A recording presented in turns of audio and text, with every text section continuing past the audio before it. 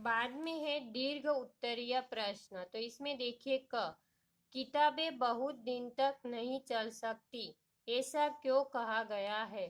तो इसमें देखिए उत्तर कि किताबें बहुत दिनों तक नहीं चल सकती क्योंकि उनका कागज बिगड़ जाता है या उसे कीड़े खा जाते हैं। लेकिन पत्थर पर खुदे अक्षर ज्यादा समय तक पढ़े जाते हैं। कि कागज क्या होता है, बिगड़ जाता है और इसे क्या होता है, कीड़े खा जाते हैं। लेकिन के पत्थरों पर खुदे अक्षर की ज्यादा समय तक पढ़े जाते हैं। बाद में है हिंदुस्तान में किस भाषा की किताबें हाथ से लिखी मिलती है।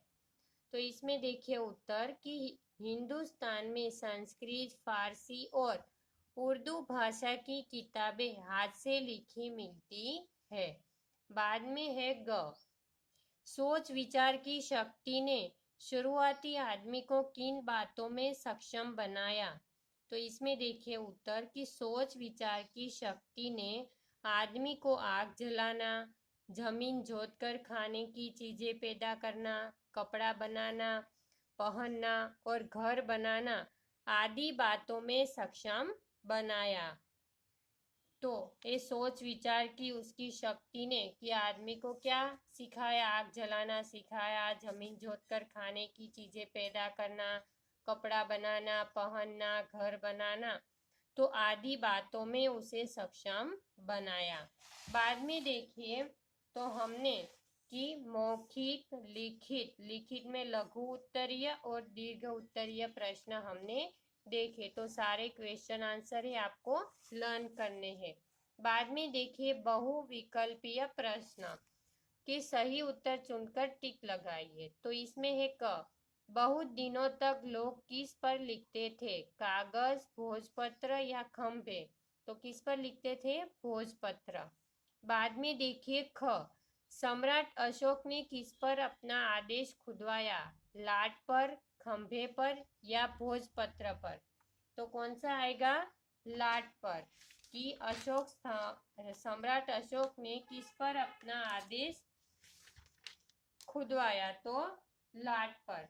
बाद में है अशोक कौन था, राजा, पहाड़ या किताब। तो कौन था अशोक, राजा।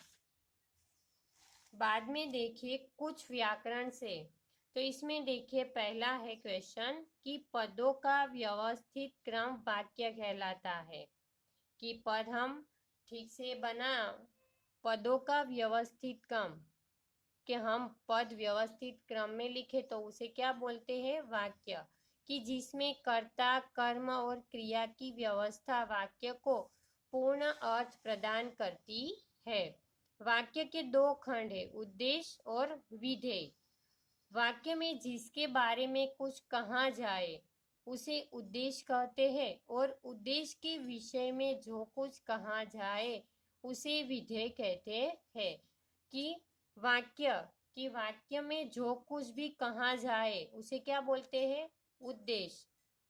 उद्देश्य के विषय में कि जो कुछ भी कहा जाए उसे विधेय कहते हैं। हम एग्जाम्पल के उदाहरण देखते हैं। देखिए रमेश खेलता है। तो इसमें देखिए उद्देश्य, वो कौन है, रमेश।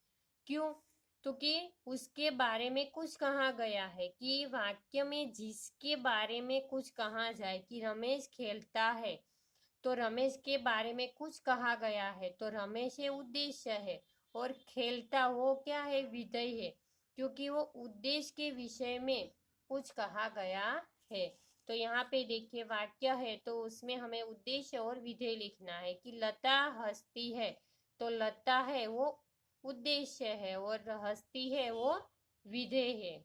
बाद में है शोभा का स्वर मीठा है, तो शोभा का, तो वो उद्देश्य है, स्वर मीठा है वो है विधेय।